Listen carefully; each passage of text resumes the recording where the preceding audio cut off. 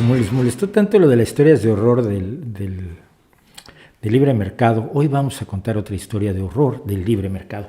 Pero tiene que ver con algo que es muchísimo más amplio y es primero que nada, es una de las grandes tragedias europeas, pero también es una tragedia que ha tenido unas consecuencias en todo el mundo o en buena parte del mundo impresionantes y que incluso yo sé que no he podido profundizar en ellas. Por ejemplo, el caso de las chicas emigrantes a Australia, no lo he explorado todavía, no me sé la historia, pero bueno, esto es lo que ocurrió en Irlanda desde 1846 más o menos hasta 1848 con lo que se llamó la hambruna de las papas o la hambruna de la patata de Irlanda. Y lo que ocurrió pues fue que esa hambruna mató a 1 de cada 8 irlandeses. Había 8 millones de irlandeses cuando terminó la hambruna, quedaban 7 millones. Y otro millón además emigró, huyó de Irlanda para buscarse la vida, sobre todo no familias completas, sino sobre todo padres de familia que se fueron a buscar su suerte en Canadá, Estados Unidos, Australia y en la propia Inglaterra, que por aquel entonces controlaba Irlanda. Irlanda era un solo país en ese momento, la partición de Irlanda no ocurre sino hasta 1921. Bueno, para entender la hambruna de la patata hay que saber cómo estaba organizado el campo irlandés, que era aterrador. Los dueños del campo eran los ricos que no se aparecían por el campo, no se aparecían ni por Irlanda, vivían en Londres y les mandaban su dinero. Los irlandeses alquilaban la tierra en estos sistemas de medieros, de sharecropping, que se llama en inglés, y que pueden ser razonablemente justos o terriblemente injustos para el que trabaja. Es decir, en este caso, el esquema que habían creado en Irlanda era verdaderamente aterrador. Es decir, tú trabajabas toda la tierra del patrón, le plantabas sus cereales y cuando estaban ya los cereales, pues se los entregabas. Y tú lo que tenías era derecho a una pequeña parcela donde plantabas tus patatas, porque eso era lo que comías, eso era lo que se comían los pobres en la Europa de fin del siglo XIX.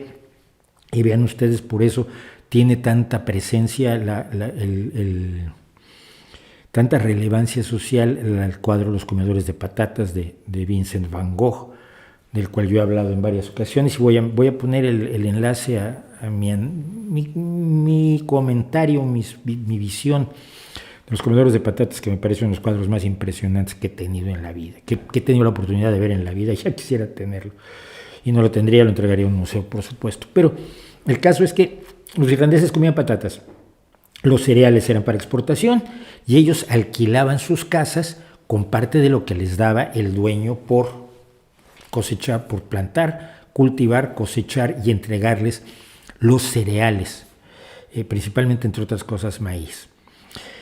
En Europa llegó hacia 1843 una plaga de la patata, que es el potato blight, no me acuerdo cómo se llama en español ahora, discúlpenme, que afectó los plantíos de patatas en toda Europa. ¿Qué es lo que pasó? La patata se trajo de América a Europa a principios del siglo XVI, pero la enfermedad habitual de la patata en Sudamérica pues no llegó sino hasta esas épocas en todo su esplendor y acabó con las posibilidades de comer de muchísima gente. Afectó tremendamente las cosechas, se perdieron grandes cantidades de cosechas. El gobierno británico tenía en aquel momento la convicción de que la mejor forma de manejar la economía era la laissez-faire. Laissez-faire es una frase en francés que quiere decir dejar hacer. Laissez-faire, laissez-passer, es dejar hacer, dejar pasar. Y era la idea que comparten muchos ahora anarcocapitalistas y neoliberales o ultraliberales o austriaco, chicaguenses o como se quieran llamar, me da igual, de que mientras menos intervenga en la economía el gobierno, mejor. El gobierno no debe tocar la economía funciona sola porque es mágica, es la única institución social humana que no necesita reglamentación. Usted sabe que el tráfico de automóviles pues, necesita reglamentación, y lo de no robarse las cosas pues hay que reglamentarlo, y lo de no matar a la gente hay que reglamentarlo, pero no, la economía no, la economía hay que dejar que ella sí es mágica, es la única institución mágica humana. Y entonces pues hubo varias reacciones. No fue lo único que causó la hambruna, esto es quiero aclararlo porque no los locos se van a poner, ya sabemos cómo, pero fue un elemento clave para que la tragedia fuera tan grande. Y es, primero que nada, en 1846, un poco aterrorizados, el gobierno inglés que dominaba Irlanda decidió hacer obra pública para inyectar dinero en las casas de los campesinos, que ahora se los convirtió rápidamente en constructores de caminos y cosas por el estilo, y workhouses, casas de trabajo, donde a la gente se le daban trabajos, a veces innecesarios, pero que les permitían adquirir un ingreso que les permitía seguir alimentando a su familia. Pero esto era intervenir en la economía, así que el asunto solo duró de marzo a septiembre de 1846, duró muy poco, sí, de marzo a septiembre, de 1846, 47, los workhouses de marzo a septiembre de 1847, y se quitaron porque estabas metiendo intervención en la economía, y entonces la economía podía explotar, porque es muy delicada, es delicadísima. Entonces, esto ocurrió en 1846. En 1847, de marzo a septiembre, se hicieron cocinas públicas. Esto se hace como los bancos de alimentos que tenemos ahora por la pandemia. Se hicieron cocinas públicas para darle de comer a la gente. Se cocinó para 3 millones, imagínense, de 8 millones de irlandeses, se cocinó para 3 millones. Pero también se estaba interviniendo en la economía, se estaba impidiendo que se desarrollaran económicamente los irlandeses, los campesinos irlandeses. Y entonces, de marzo a septiembre, esto fue lo que ocurrió de marzo a septiembre de 1847, en septiembre se cerraron las cocinas y dijimos, muéranse de hambre. Y los irlandeses procedieron a morirse de hambre. Los cereales que producía Irlanda se exportaron. Algo que podía haber hecho el gobierno era impedir la exportación. Esto se hace siempre en casos de hambruna. No te pones a exportar alimentos cuando las personas que cosechan esos alimentos se están muriendo de hambre. Solo se ha hecho, que yo sepa, 3 veces. En la Irlanda de 1847, en la Unión Soviética hacia 1930, no me acuerdo exactamente la fecha del Holodomor, cuando Stalin requisa la totalidad de las cosechas ucranianas, y los ucranianos proceden a morirse de hambre. Luego la gente no se acuerda por qué los ucranianos tienen sospechas de los rusos y de los georgianos, y es en buena medida por el Holodomor, que primero afectó a los ucranianos y después a los kazajos, porque tomó toda la producción Stalin para exportarla, para financiar la industrialización que él quería hacer de la Unión Soviética, y la hizo sobre los hombros de cientos de miles o millones de muertos. Y el otro caso de requisa de cosechas es el caso del gran salto adelante en China, donde Mao y los cuadros que iban por debajo de Mao, esto hay que contarlo un día en un video largo, decidieron que se habían puesto unas cuotas de producción brutales con base en una serie de chifladuras de Mao que implicaban matar a todos los gorriones, que resultó que se encargaban de las plagas en el campo chino, y cuando mataron a todos los gorriones, porque era una plaga que se comían las semillas, sí, los gorriones se comían las semillas, pero también se comían a los insectos, y al acabarse los gorriones, pues las plagas arrasaron los campos chinos, y entonces no había forma de cumplir las cuotas que se había fijado Mao para su gran salto adelante hacia la modernidad, para tener una economía más sólida que la de Inglaterra, y murieron millones y millones de personas en una situación horrorosa. Y esto fue lo que pasó precisamente en Irlanda. Se exportaron todos los cereales, bueno, pero un personaje decidió que compraría algo de maíz de la India, importado desde la India, para venderlo en Irlanda, para que tuvieran que comprar los campesinos irlandeses. Problema, no sabían comer maíz. Problema siguiente, se puso a precios de mercado, porque no vas a intervenir en el mercado subsidiando la comida. Eso está muy mal, es muy poco liberal, es muy poco laissez-faire, uy, Dios mío, se nos va a enojar el Hayek o el Mises o el niño de Chicago, el Chicago Boy del entonces, y entonces se pusieron a precio de mercado. Entonces no podían comprarlo, pero lo poco que podían comprar, no sabían cocinarlo, no sabían consumirlo, no era parte de... Ellos producían el maíz, pero no sabían comer ese maíz, porque era del dueño, por supuesto. La Divina Providencia, decían unos, o sea, aparte del mercado, había la idea de que la Divina Providencia había lanzado esto para castigar a los irlandeses, porque los irlandeses eran inmorales, eran pocos trabajadores, les gustaba mucho esto de la musiquita y se les veía como subhumanos. Y durante lo que vino después se les siguió viendo como subhumanos a los irlandeses, y esto deberíamos tenerlo muy presente. La emigración irlandesa, provocada por la hambruna de la patata, donde murieron, más de 1 millón de personas, en buena parte gracias a las políticas de libre mercado, a la creencia de que si dejas a la economía absolutamente libre, la economía funcionará perfectamente, cosa que sabemos que no es cierta. Ya lo comentábamos hace unos días con José Luis Ferreira, presente aquí, es decir, la economía, como cualquier otra cosa, necesita ser regulada para evitar que los abusones cometan atropellos y a que se acabe muriendo gente inocente. Pero la inmigración de Irlanda provocó muchísimas cosas. ¿A ustedes les gusta, por ejemplo, ver a gente bailar lo que en América se llama tap y en España llaman claqué? Que es este baile con puntas y talones metálicos donde se hacen ruidos percusivos, un baile percusivo muy, muy famoso, muy conocido. Sus grandes ejemplares, ejemplos son Fred Astaire y Donald O'Connor. Sí, les gusta el tap. Pero el tap proviene de la inmigración irlandesa. El baile irlandés que se hace, o los distintos bailes irlandeses, porque hay varios que tienen distintas tradiciones.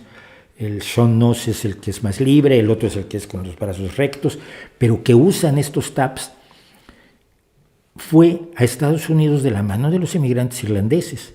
Y los inmigrantes irlandeses, por ejemplo, en Nueva York hay historias de cómo hacían torneos de baile con los negros de Nueva York, que tenían, por otro lado, la tradición de los bailes percusivos procedentes de África, que bueno, ya habían sido decantados durante 200 años en una tradición propia de los negros, de los descendientes de esclavos en los Estados Unidos a mediados del siglo XIX. Y de la fusión del baile irlandés, ese baile irlandés que tiene su ejemplo en Riverdance, etcétera, etcétera, y las danzas percusivas africanas, nace el tap. Y nacen también cosas de lo más extrañas. Toda la música folclórica estadounidense tiene su origen en el hecho de que los irlandeses llevan el violín a la zona de los Apalaches y a las minas. Y el violín se convierte en la base del folclore estadounidense, el folclore de los Apalaches, que es uno de los más ricos y los más variados y los más enriquecedores, y crea primero el folclore de las rocallosas, de los Apalaches estadounidenses, después la música country y su violín y el violín que luego deviene en el bluegrass en los años, a partir de 1940 por ahí. Todo ello procede de los violines que llevaron los irlandeses para seguir con su música mientras se deslomaban trabajando. Hay dos cosas más que me llaman mucho la atención de la inmigración. Primero, la minería estadounidense dependió enormemente de los mineros irlandeses, que finalmente tenían la necesidad de trabajar que no tenían ya los estadounidenses, que tenían otros niveles. Entonces, no que no hubiera estadounidenses, pero muchos irlandeses que fueron hacia las zonas mineras de Estados Unidos acabaron trabajando en la mina. Otros quedaron en Nueva York y formaron la base de la comunidad irlandesa de Nueva York, que eran los que luego, históricamente, a principios del siglo XIX, todos los policías de Nueva York eran irlandeses. Y luego los irlandeses que andaban por ahí, pues los conscribían al ejército estadounidense. ¿Tú qué haces? Bueno, ahora eres soldado y vas a pelear por el tío Sam. Y aquí viene una de las historias más locas del mundo. Y si ustedes van algún día a México y van un sábado al convento de Churubusco, verán que toca una banda de gaitas irlandesas. Todos son mexicanos, pero usan ropa irlandesa, traje irlandés clásico, típico, y tocan piezas del folclore irlandés de gaita. ¿De dónde sale eso? Bueno, un grupo de irlandeses que fueron conscriptos fueron llevados como tropas a la guerra de México y Estados Unidos en 1847-48, los primeros inmigrantes. Y un grupo de soldados irlandeses se dijeron, ¿por qué siendo nosotros católicos, que venían de la Irlanda católica, y estamos peleando con los protestantes contra un país católico que era México? Entonces decidieron desertar del ejército estadounidense y pasarse al lado mexicano. Este fue el famoso batallón de San Patricio, que cumplió una función en la guerra México-Estados Unidos. Por supuesto perdió la guerra junto con el ejército mexicano, y la mayoría de ellos fueron precisamente ahorcados en el convento de Churubusco porque habían desertado durante la guerra. Su comandante, John Riley, no desertó durante la guerra, sino había desertado antes, y entonces por eso no lo mataron, y parece que murió en Veracruz mucho tiempo después. El cariño que hay entre México e Irlanda, la banda de gaitas del convento de Churubusco, los nombres de irlandeses que luego encuentran en los cementerios mexicanos de la época de 1847, 48, 49, son miembros del batallón de San Patricio, que es una parte importante de la historia de México. Todo eso y mucho más de su influencia en Inglaterra, de su recuperación de la dignidad en todos los países donde los consideraban inferiores, de su trabajo durísimo en todas las colonias británicas, sobre todo en Australia. Como digo, hay una historia de unas chicas que fueron inmigrantes o inmigrantes irlandesas a Australia o inmigrantes irlandesas en Australia, pero fue un ejemplo, primero que nada, de la estupidez del dogmatismo económico, como lo es el Holodomor de Stalin o el gran salto adelante de Mao. La ortodoxia, la creencia religiosa en que lo que tú dices que como tú crees que va a funcionar, la economía va a funcionar, causa ese tipo de tragedias y de horrores. Pero tuvo una influencia en todo el mundo. Si ustedes ven hoy un grupo irlandés, y por ahí voy a terminar, si ustedes ven un grupo irlandés, tienen banjo. El banjo es un instrumento folclórico irlandés, llevado por los irlandeses que conocieron el banjo y que luego regresaron a fines del siglo XIX a su Irlanda natal. Muchos no pudieron regresar, pero muchos regresaron, y llevaron consigo, así como aquí a España, Asturias traían palmeras, llevaron consigo el banjo, y el banjo se asimiló al folclore irlandés. Todo eso provino de la hambruna de la patata, que me parece que es una de las grandes tragedias europeas, sobre todo por ser una tragedia evitable. Solo bastaba que se dejara de creer que los irlandeses eran malos, que el mercado era perfecto, que los irlandeses eran inferiores y que la divina providencia estaba mandando esta hambruna para reducir la población de Irlanda. Pues se reproducían mucho. Ya sabes que a los grupos humanos a los que detesta siempre se reproducen demasiado rápido. Es decir, si no hubiera habido racismo, pasión religiosa y ortodoxia económica, hubiera sido evitable la hambruna de la patata. Se hubiera ahorrado 1 millón de muertos Irlanda, y se hubiera ahorrado también un odio a los británicos que devendría en 1920 en la partición, y luego devendría en la guerra de Irlanda, que vivimos de jóvenes muchos de nosotros, con el llamado Ejército Republicano Irlandés, que tomó el nombre del original Ejército Republicano Irlandés Independentista de 1921, ni existirían los enfrentamientos que hemos visto en los últimos días en Irlanda a causa de los problemas que hay al estarse violentando los acuerdos de Viernes Santo, que terminaron con la guerra civil irlandesa hace algunos años, debido al capricho del Brexit de Johnson. Todo eso se remite a las creencias que facilitaron la hambruna de la patata. ¿Y por qué digo que la causaron y la facilitaron? Porque en el resto de Europa también llegó la patata, la enfermedad de la patata. También se perdieron cosechas de patata, pero no hubo esas aterradoras hambrunas, quizás porque se manejó de manera diferente la pérdida de esas cosechas. Hola, soy Mauricio José Schwartz, gracias por su visita. Para disfrutar más videos del Rey va Desnudo y cosas que sabemos como estos, y para estar informado de nuestros estrenos y nuestros streamings, no olvide suscribirse y activar las notificaciones.